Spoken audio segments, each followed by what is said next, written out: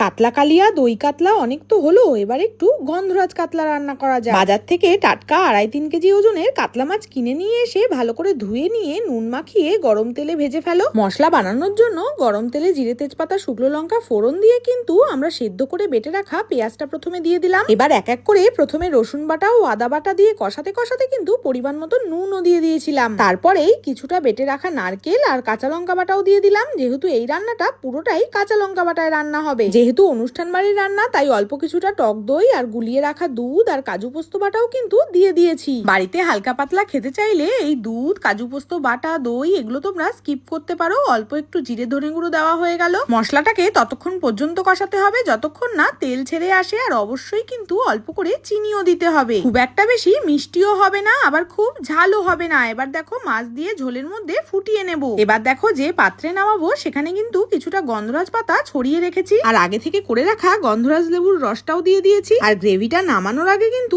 দেখে নিতে হবে খুব বেশি ঘন বা খুব বেশি পাতলা যেন না হয়। কিছুটা গরম মশলা ও বাটার দিয়ে কিন্তু এবার আমরা গ্রেভিটা মাছের ওপর থেকে দিয়ে দিচ্ছি। সাজিয়ে রাখার জন্য ওপর থেকে কিছুটা ফ্রেশ ক্রিমও ব্যবহার করেছি। গন্ধরাজ লেবুর গায়ের খোসাগুলো কিন্তু গ্রেট করে রেখেছিলাম, সেগুলোই এখন ওপর থেকে দিয়ে দিতে হবে। গরম ভাতের সাথে মুখে দিলেই আলাদা একটা ফ্লেভার পাওয়া যাবে।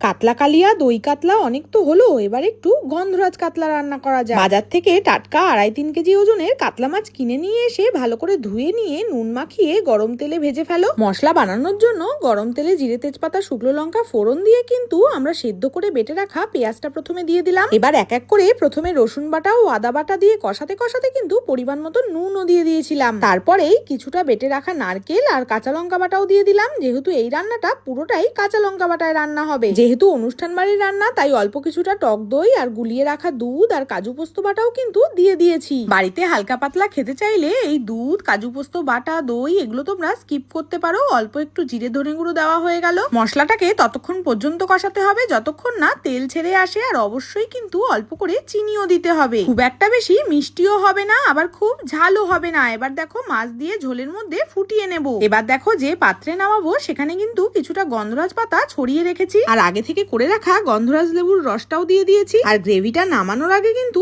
দেখে নিতে হবে খুব বেশি ঘন বা খুব বেশি পাতলা যেন না হয়। কিছুটা গরম মশলা ও বাটার দিয়ে কিন্তু এবার আমরা গ্রেভিটা মাছের ওপর থেকে দিয়ে দিচ্ছি। সাজিয়ে রাখার জন্য ওপর থেকে কিছুটা ফ্রেশ ক্রিমও ব্যবহার করেছি। গন্ধরাজ লেবুর গায়ের খোসাগুলো কিন্তু গ্রেট করে রেখেছিলাম, সেগুলোই এখন ওপর থেকে দিয়ে দিতে হবে। গরম ভাতের সাথে মুখে দিলেই আলাদা একটা ফ্লেভার পাওয়া যাবে।